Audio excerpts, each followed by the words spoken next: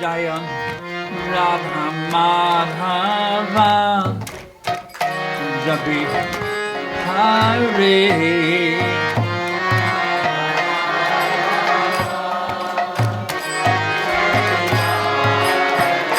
Jaya Radha Madhava Jabi Hare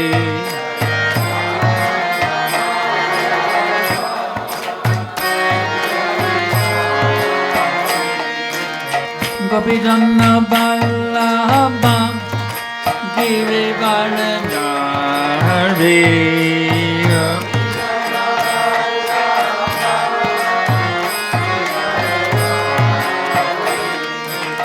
Gopijana Vallabha Girivaradhari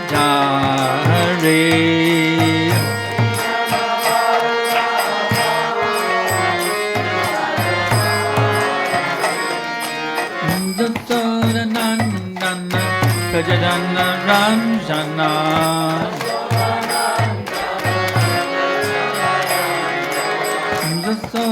Nandana Prajadana Ranjana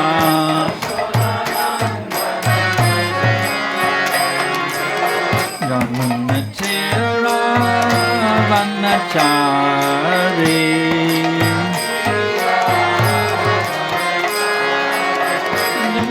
Tira Vanachari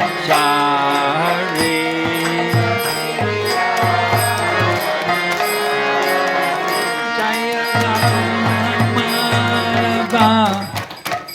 Jabi Hare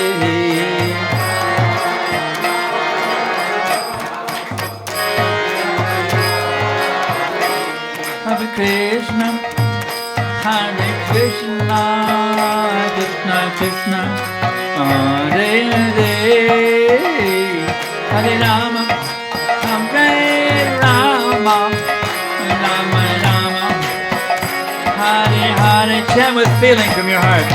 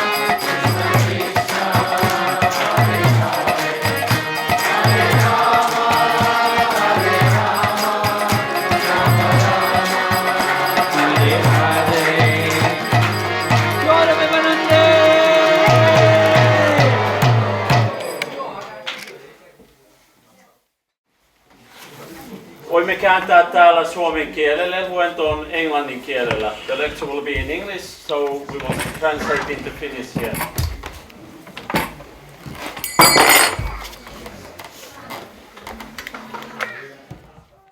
So we thank you very much for coming to this program today at ISKCON Helsinki.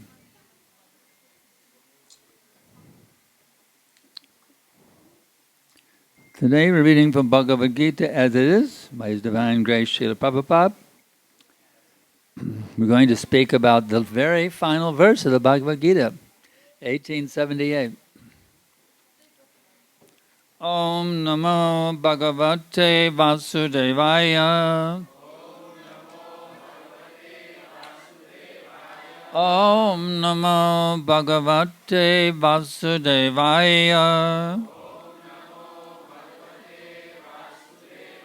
Om Namo Bhagavate Vasudevaya.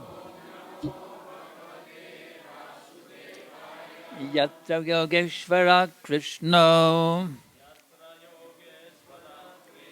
Yatra Partha Dhanurdara Tatta Shirvajayo Bhutir Trivanir Tirmatir Mama. Translation by Srila Prabhupada. Wherever there is Krishna, the master of all mystics, and wherever there is Arjuna, the supreme archer, there will certainly be opulence, victory, extraordinary power, and morality. That is my opinion. It's a very long purport, and we have a very short time for the class, so I'll just read the first paragraph. Usually you go for an hour and a half, but I only have 45 minutes. So I'll just read the first paragraph of the purport, which is a long purport. The Bhagavad Gita began with an inquiry of Dhritarashtra's. He was hopeful the victory of his sons existed by great warriors like Bhishma, Drona, and Karna. He was hopeful that the victory would be on his side, but after describing the scene in the battlefield, Sanjaya told the king, "You are thinking of victory, and my opinion is that where there is Krishna and Arjuna present, there will all be good fortune." He directly confirmed that Dhritarashtra could not expect victory for his side. Victory was certain for the side of Arjuna because Krishna was there. Krishna's acceptance of the post of charioteer for Arjuna was an exhibition of another opulence. Krishna is full of all opulences, renunciation is one of them. There are many instances of such renunciation, but Krishna is also the master of renunciation. Vandeham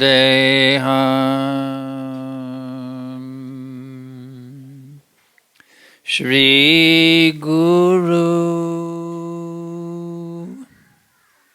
Shri Data Buddha Kamalam Shri Gurun Vaishnavam Shri Rupam Sagrajatam Sahagana Raghunatam Vitam Tam Sajivam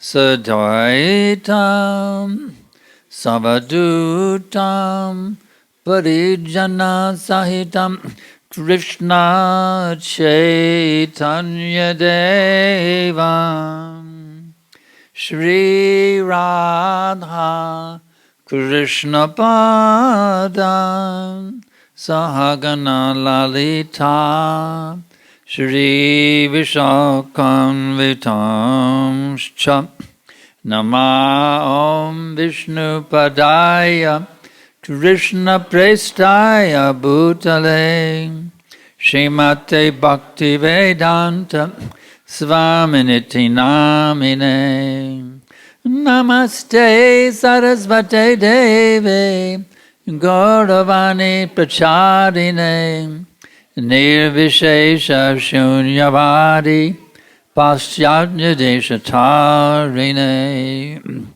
So, do you like to be a winner or a loser? Well, I like to be winners, isn't it? Well, Sanjaya is telling us here in the Bhagavad Gita how to be a winner. When you're on the side of Krishna, you're going to win. You're not on the side of Krishna, you're going to lose. So where's the modern day civilization? Are they on Krishna's side? Nope. And they're going to lose, you see. Actually, they're running out of oil, and when it's gone, what will happen? We have a whole civilization based on material sense enjoyment, and it's going to be finished sooner or later. But if we can bring Krishna to the center of the world civilization, it will never be finished. So not only for our own benefit, but the benefit of the whole planetary civilization, we want to bring Krishna to the center, you see. Krishnastu Bhagavan Svayam. So, how do we do that then? What is the way to bring Krishna to the center of our lives? Of course, he already is the center, but we don't know. We forgot about it, you see. Because actually, everything is based on Krishna. You're breathing right now, isn't it? Who's giving you the air? The city of Finland giving you the air? Is the city of Helsinki giving you the air? The mayor is giving you the air to breathe. You see? Everything we have, we are fully dependent on Krishna or God. Everything. The body we have is given to us by Krishna. The air we breathe, the water we drink, the food we eat. Everything is totally dependent on Krishna. What are we doing? We're ignoring him. Well, God is a myth. God doesn't exist. If you cut yourself off from your supplier of everything, how can we expect to be happy and peaceful? So this Krishna consciousness movement is the greatest benediction for the human society because we're bringing everyone back. We're trying to do that. At least you all can come back, you see. At least if we can convince you to bring Krishna to the center of your lives, and guess what? Opulence, victory, extraordinary power, morality. Who would not like opulence, victory, extraordinary power, morality? I would love to have them myself. I'm sure you would like to also have opulence, victory, extraordinary power, and morality. Well, you can have these things if you bring Krishna back to the center. This is called Ishavasha, the God-centered conception of existence. You think, well, maybe there is a God, maybe there's not a God. That's agnosticism. Well, you're not going to be connected, you see. We want to give you this knowledge of the Bhagavad Gita so you can know absolutely without a doubt there is God, his name is Krishna, we're his eternal servants, you see. This is what you have to understand and be convinced intellectually, philosophically, and emotionally, you see. That there is a supreme person, or if they want to call him Allah, we have no objection. He has unlimited names. Christ, Buddha. If they want to use other names, Vishnu Sahasranam gives 1,000 names. Rama, we have no objection. But of all these names, the name Krishna is the most powerful because the name Krishna includes all the other names within it. You see. If you use the name of Krishna, you have covered all the names. You see. You become the best Muslim, the best Christian, the best everything when you chant Hare Krishna. You see. For example, I'm actually a Christian. You see. Jesus brought me into Krishna consciousness. The Bible brought me into Krishna consciousness. So it's not something sectarian. This is for Hindus. It's not for, do I look like a Hindu? Actually, I'm a Christian. But I was studying the Bible, and the Bible taught me to fully surrender to the will of God, and Prabhupada showed me how to do that, you see. So this is something universal. It's not a sectarian Hindu religion. This is religion with a capital R, you see. It's not this idea of this religion, that religion. What religion do you belong to? Somebody said, what religion do you belong to? I say, well, what do you mean different religions? Religion is one to become a lover of God. You see. If you love God, you've achieved the perfection of religion. I don't care whether you're a Christian, a Hindu, a Sikh, a Jain, a Muslim, whatever you may be. If you learn how to love God, you're the perfect religionist. So this is a movement for everyone, Muslims, Hindus, Jains, Sikhs, Christians, etc., etc., etc., etc. Because we here are learning from Krishna speaking Arjuna in the Bhagavad Gita how to perfect the science of loving God. You see. It's very clearly spelled out. Sarvadaman parityaja mang vekang sharanang vraja ahang tvang sarvapapaiva mokshasham yamashucha. Give up all their duties. Sarvadaman parityaja, give up all their duties. Say, what about my wife and my kids and my job? I have to give them up? Krishna says, give up all I have to become a sannyasi? go live in the forest with my dunda, sleep under a different tree every night. Is that what Krishna? No, Krishna is not saying that. Did Arjuna take sannyas? Did he renounce his family and did he renounce everything? No. Arjuna used his occupation in the service of Krishna. Many of you have occupations, isn't it? Well, Arjuna didn't give up his job. He was a warrior. He did his job, but he offered the result to Krishna, you see. So you live your life in a Krishna-conscious way, chanting the holy names. If you don't have japa beads yet, you should get japa beads here from the temple and start chanting every day. Hare Krishna, Krishna Krishna, Hare Hare. Hare Rama, Rama Rama, Hare Hare. Chanting is enchanting. But the difficulty is right now we're enchanted by the material nature of the billboards, the internet, this and that. We're enchanted by the material nature. That's the problem. We're enchanted by illusion. But Krishna is more enchanting. And if you tune into the Krishna channel, you'll actually turn on all the other channels, you see. Who needs the other channels, you see? I have Krishna. Krishna is more attractive than anything the material world has to offer. So once you tune into Krishna, there's no problem. The other things are not very attractive. Right now we're very attracted by Maya, isn't it? Go here, drink this. It's all there. We're attracted by Maya. Let's face the facts. It's embarrassing, but we're attracted by Maya right now. I'm not happy to say that, but the fact is we're attracted by Maya right now. We're attracted by the illusory energy. But if we actually tune into Krishna, it's called Maya Sukhaya, or illusory happiness. We all want to be happy, isn't it? Does anybody here not want to be happy?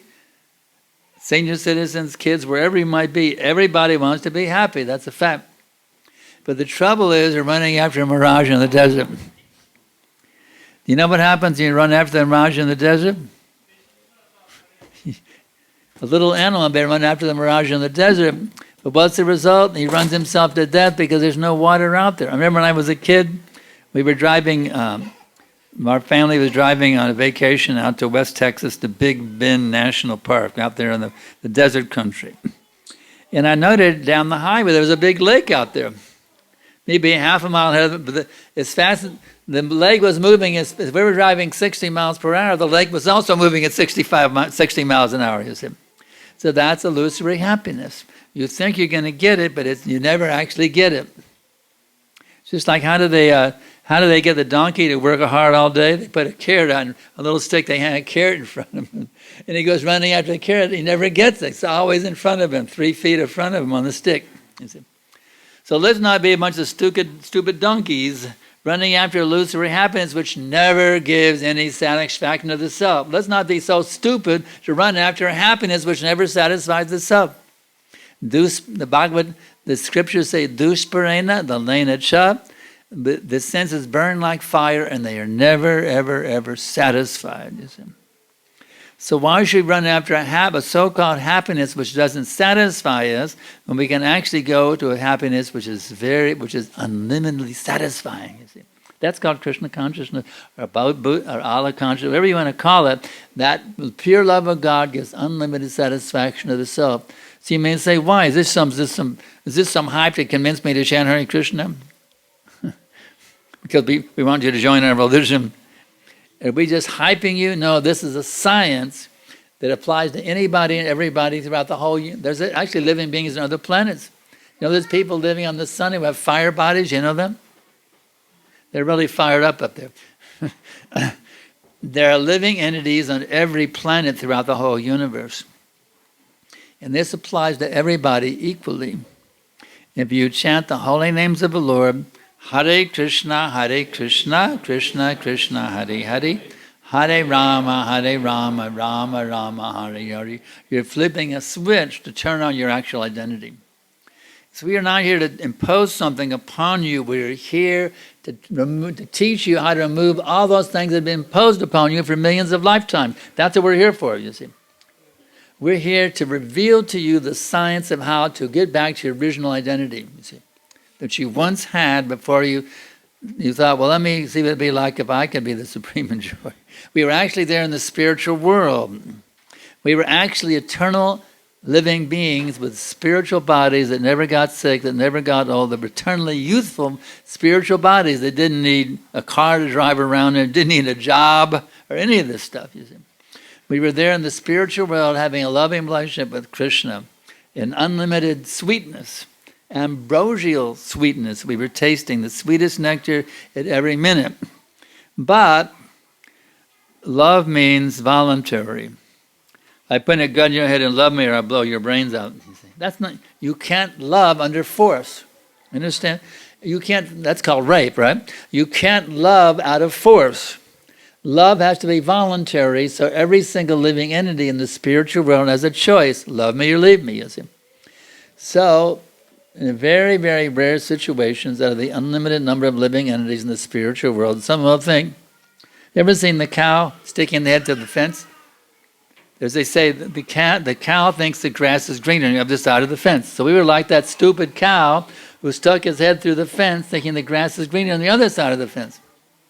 We were thinking, maybe if I try the material world, I will enjoy more than the spiritual world. So Krishna said, all right, go ahead and try it. And when you realize you made a stupid mistake, you're welcome to come back.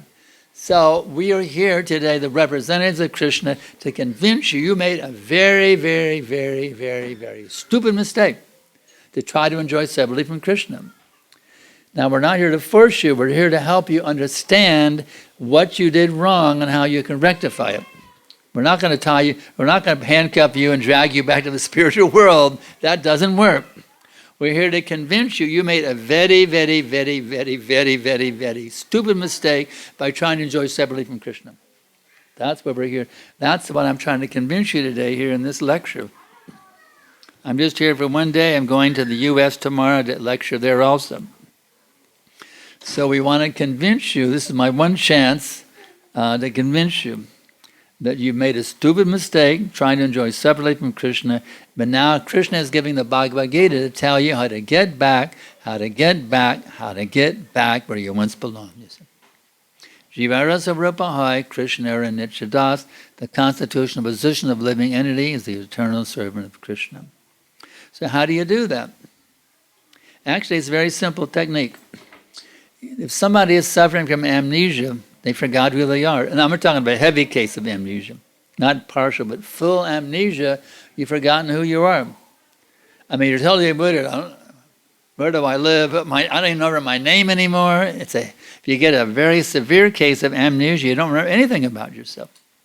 And someone comes, a psychiatrist comes, okay, I see you're suffering from amnesia. They brought me here. They brought you here to my office. So, my dear sir, let me help you get back to remembering who you are. You see.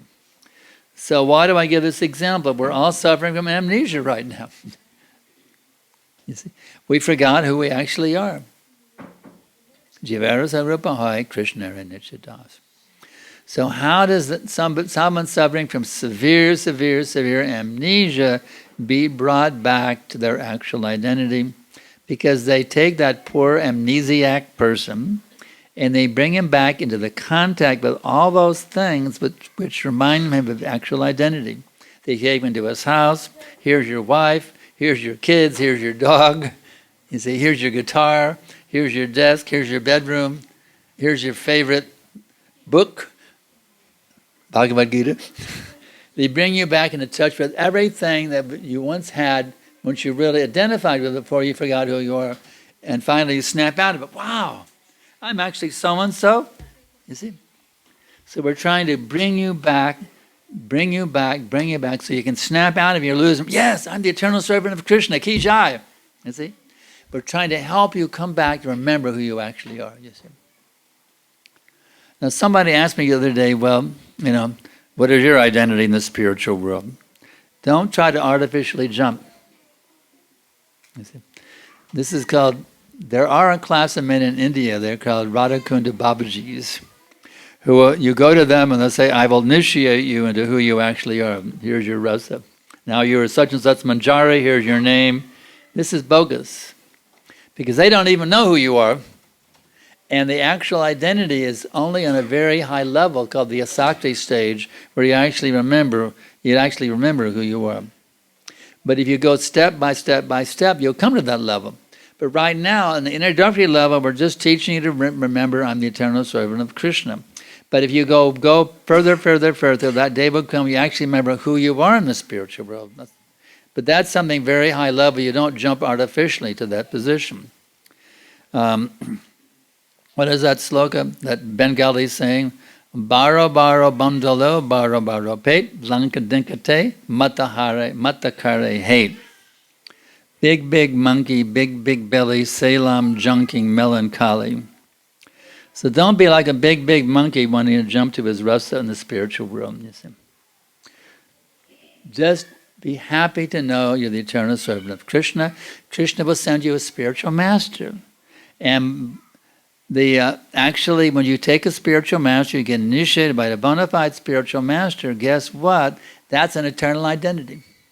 It's like I'm the disciple of His Divine Grace A.C. Bhaktivedanta Swami Prabhupada. He initiated me on the most wonderful day. He sent me a letter from London back in August. Was it August 12th? Was it? 14th? 12th or 14th? You don't remember? Okay. And I'll just say in August of 2071, I forget the exact day, 12th or 14th, he wrote a letter accepting me his disciple. Now that's an eternal relationship. I don't have to worry about what rasa I have in Krishna's pastimes. All I know is I'm the eternal servant of His Divine Grace, A.C. Bhaktivedanta Swami Prabhupada. He's my guru, my initiator, who's pulling me out of this material world, who's giving me deathlessness, you see. That's all we need to know about our relationship in the spiritual world. I'm the disciple of such and such spiritual master, and he's saving me from this material existence. That's sufficient knowledge of who I am in the spiritual world. I'm the eternal. In the spiritual world, he will still be my spiritual master, and I will still serve him with love and affection, you see. So we're hoping you all can be a little encouraged to take this process seriously, to take up the chanting of Hare Krishna on the japa mala beads at least 16 rounds a day, because that will help you tune in, you see. So we say tune in, turn on, and bliss out, you see.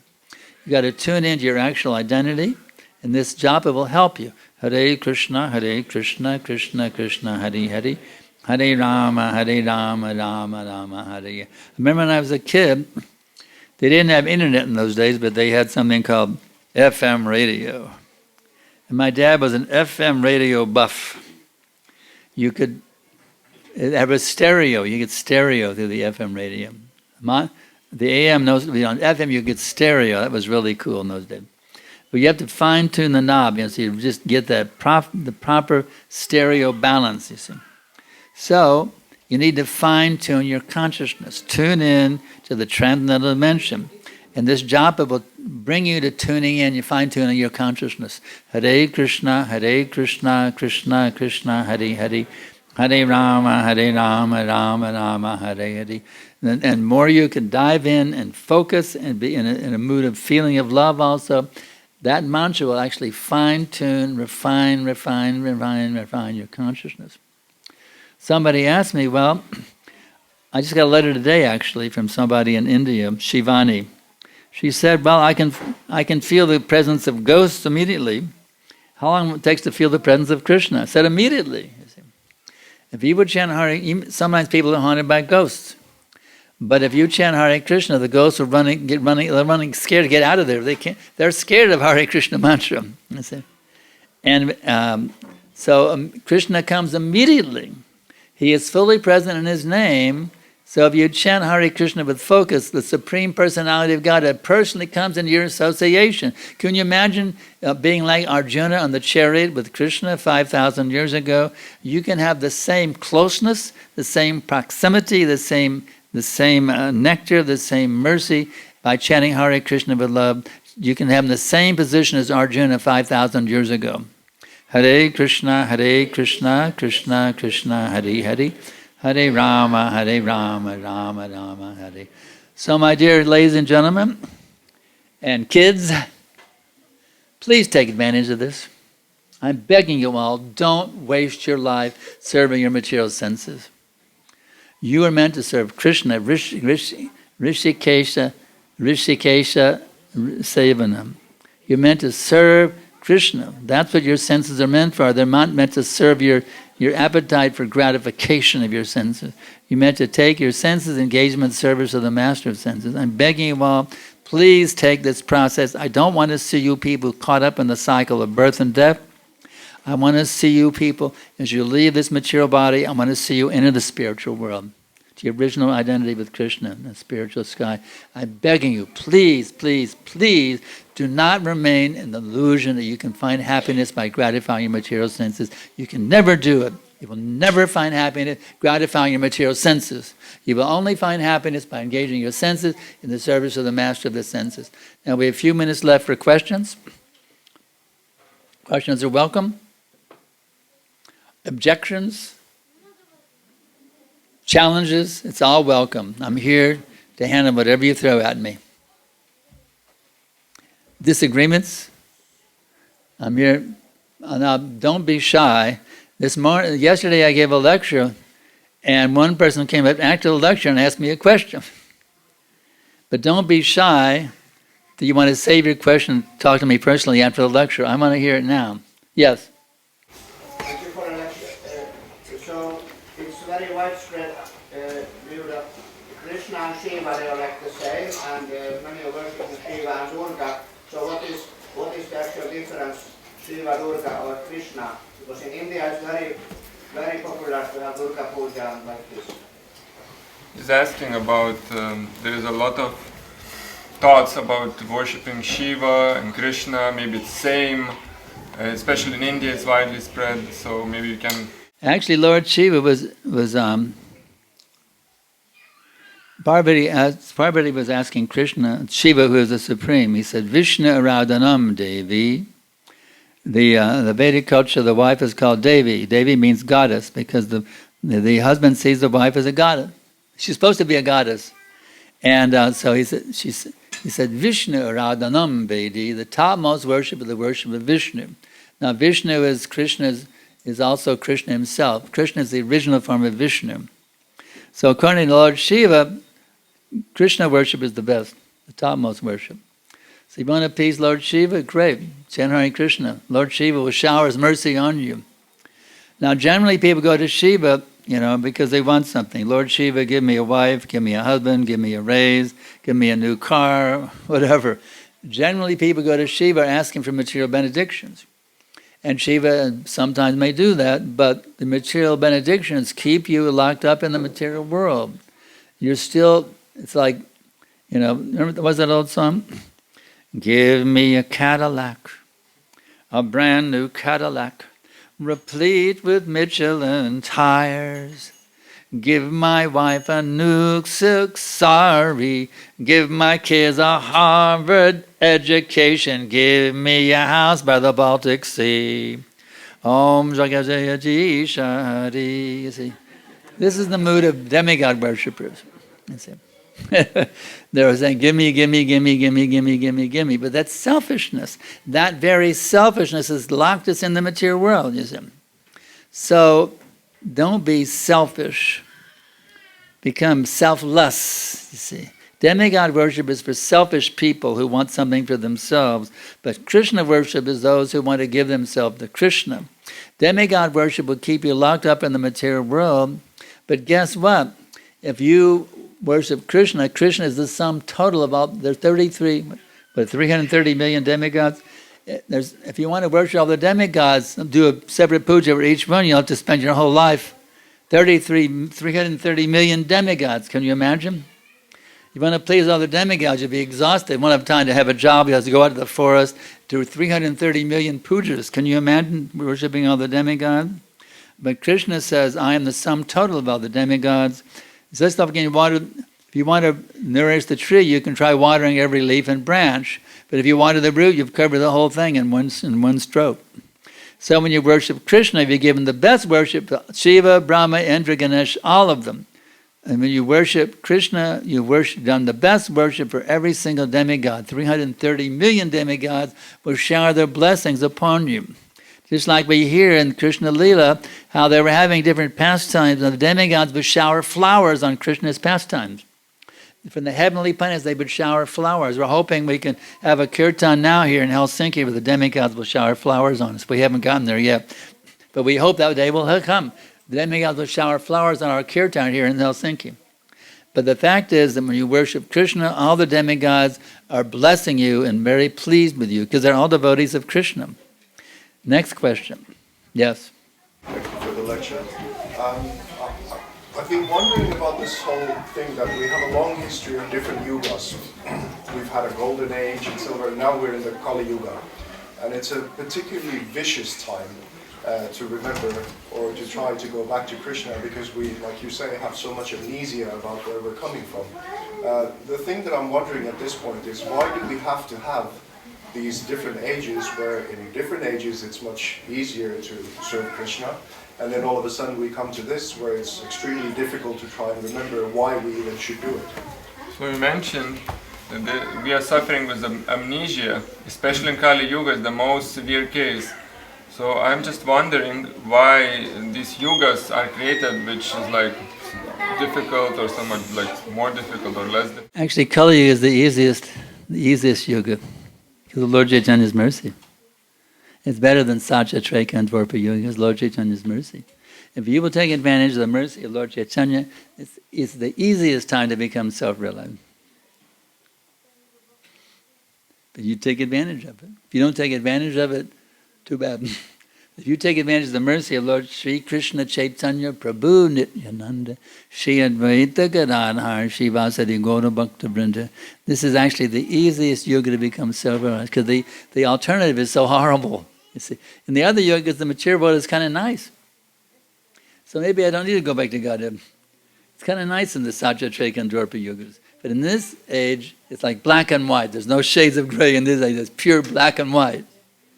So this is a special boon, taking birth. You are very fortunate, sir. You've taken birth in the Kali Yuga. You're here in this Hare Krishna temple. You're in a very, very, very fortunate position. Now, if you will take advantage of your good fortune by chanting Jai Shri Krishna Chaitanya Prabhu Nityananda Shri Advaita Gadadhar Shivasadi Gaura Bhakta Vrinda in that mood of complete submission, you'll have an amazing transformation within you, and you'll never take birth again in this material world.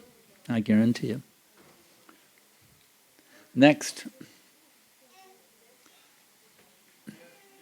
Don't be shy. Now, it's coming in from the internet now.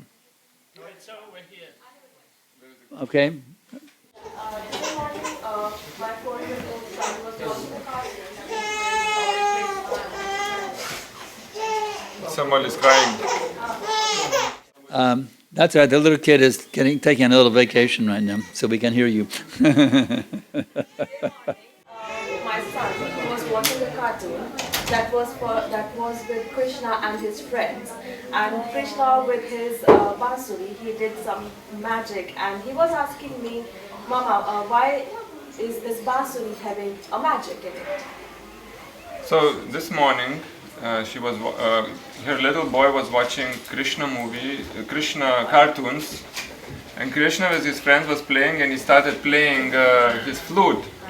And the child was asked, and some magic started happening. The person woke up, he was fainted, and he woke up with the bansuri of Krishna, the music of Krishna. He said, why is not magic in my flute? So some person was sleeping or what, I don't know, and Krishna's flute revived him. So he was asking... That's very nice if he's meditating on Krishna's flute. So he was asking why my flute doesn't have such magic. Huh? He was asking why my flute doesn't have such magic. Why? Yeah, the boy also has a flute. Her son. Well, Krishna's flute actually Krishna's flute is non-different from Krishna himself, but the flute you have is different. Like, what should be the answer to the kid? What to answer to the kid? What to say to kids? The kids you tell the kids, whenever you play the flute, you can remember Krishna's flute, and you'll become the best flute player in the whole city of Helsinki. Actually, the gopis, a very nice sloka. I can't resist sharing a verse from you from Rupa Goswami. And this verse enlivens me a lot if I can remember the Sanskrit. Priyasayang Krishna Sahajari Korakrashta Telitas Tadaham Sarada Tadinam Ubayasankamam Chadam Tadanyata Kela Maduri Mule Panchamadrushe Manobala Kalini Vipanayas Priyayatri. This is in Kurukshetra. You see, the Krishna had come from Dwarka to Kurukshetra, and Radharani had come from Vrindavan to Kurukshetra. And she's talking to her girlfriend, one of the other gopis. She says, "My dear gopi girlfriend, now I'm here in this field of Kurukshetra. It's very nice. I'm now with my old friend Krishna. It is very, very nice. But still, I would like to go to the bank of the Jamuna, beneath the trees of the forest there. I wish to hear the sweet vibration of the fifth note of his flute in that forest of Vrindavan." So the gopis, especially Radharani, especially appreciates the fifth note. I don't know why it's not the first, second, or third, or fourth. Yes, after Radharani. But Radharani especially relishes that sweet vibration of the fifth note of Krishna's flute. So the Radharani is meditating on Krishna's flute. And we can remember Radharani meditating on the fifth note of Krishna's flute. And that will help us to advance in Krishna consciousness. Even in regular music, you know, there's some song you really like, and a certain note in that song really turns you on. You see? It is that one little riff in the song really, it really turns me on. That one riff really does it to me. Radharani is like that with the fifth note of the flute. Anything else? There's internet questions now. Here's a question: locals are prioritized over internet. Yeah. I mean, there are so many instruments. There were so many instruments in Krishna's pastime, but why he chose? Well, the flute is the best. Well, ask any musician who plays. He plays the guitar, he plays the piano, he plays an organ. Which one he likes the best? Every musician has a certain instrument they like the best. So if a musician in this world can favor a certain instrument, why Krishna can't favor a certain instrument? It's common sense. Ask anybody, you know. Ask Paul McCartney what he likes, ask anyone what instrument he likes the best. Or some of your famous Indian musicians. But everyone has an instrument they like the best. Some people, the voice is also an instrument. Some people like the voice the best. So every musician has an instrument he likes the best, and Krishna, being the supreme musician, also have an instrument he likes the best, and that's his flute. Next. Yes, my dear little boy, yes. Is Krishna human? Krishna is a superhuman.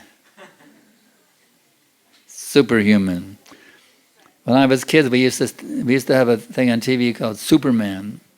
The kids all loved Superman. He was faster than a speeding bullet, more powerful than a locomotive. The kids really ate up. We loved Superman on TV. But Krishna is the supreme Superman. It's the supreme Superman. Okay, here we go. Can we read Bhagavad Gita after eating non-veg?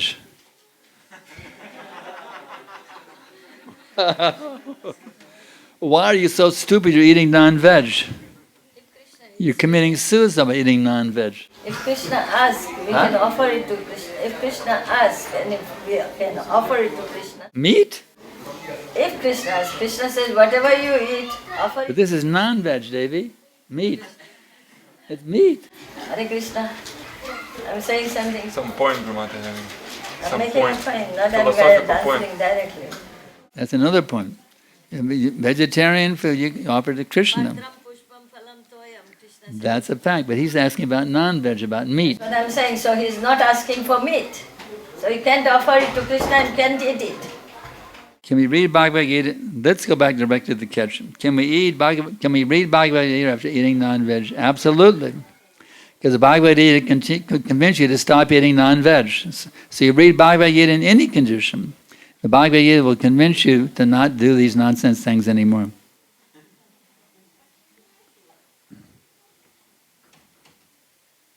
Anything else? We have about 1 minute before the authority will pull the plug on me. Okay? All right?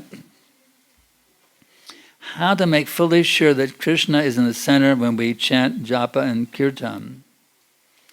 Well, if you do it with love, Krishna will reveal it to you. He'll personally reveal it to you that he's the center of all existence. How to, let's say, next one. Why dovetailing selfish desire and Krishna consciousness is told by Srila Prabhupada in some lectures. Well, let's say there's something you really like to do. Let's say you really like to travel. You love traveling. Well, go to Vrindavan. Or you really like to cook. Well, cook food and offer to Krishna. But Prabhupada says, whatever talent you have, you can use in the service of Krishna. Just like I was a talented musician. Thousands of people love my music. So why not sing for Krishna and play the harmonium for Krishna? You see, if you have something you really like doing, why not offer it to Krishna? You see, Prabhupada says we should do that. Whatever. Arjuna was a talented warrior, and he used his fighting skills in service of Krishna. If you have some talent, use it for Krishna. You don't have to deny your talents. Use them for Krishna. You see? Anything else? Is that it? Our time has run out. Let's see if we can squeeze in one more question. One more before the authorities pulls the plug on me. One more question. This is your last chance. Yes. My question is, just you said, talk about like eating a meat. We should not eat meat because Krishna said, or meat is even the Bible forbids meat eating. Meat eating is very sinful. The animals are not meant to be your food. Now the animals can eat meat. The tiger can eat a human being if he wants to. There's no sin. Actually, it happens now in India when the tigers are now eating human beings. You know, in India, what's going on? There's a big preserve for tigers. And 17 people have been eaten by the tigers recently. So the tigers can eat a human being, but no problem. You see, but there are laws of God. We are meant not to eat meat. We're meant to take. Krishna says fruits, fodder, matram, as Guru Maharaji is pointing out. These certain foods prescribed by Krishna for us. A leaf, a flower, fruit, or water. Vegetarian foods are prescribed for us. So if you want to be in harmony with God, you want to please Him, you should follow His instructions. Just like you have laws here in Helsinki, isn't it? Keep to the right. When you drive, you keep to the left, you're going to have problems. You may get a ticket or you may have a collision. So you live in accordance with the laws and you'll have a smooth existence. If you live in a violation of the laws, you'll be in big trouble. So Krishna has given a law, no meat eating. You see? Now, but there's a concession. If you want to eat meat, let the animal die naturally, and then you can eat. But don't kill an animal. Of course, we don't want to do that, but the Christians are addicted to meat eating. So we tell them, all right, let the cow, I have big McDonald's, right? McDonald's that schwitz the cows that died naturally, and then it won't be sinful, you see, like it is now, or so sinful like it is now. Of course, they can't offer it. It still won't be prasadam, but at least it's not so sinful that it is now. Does that help a little bit?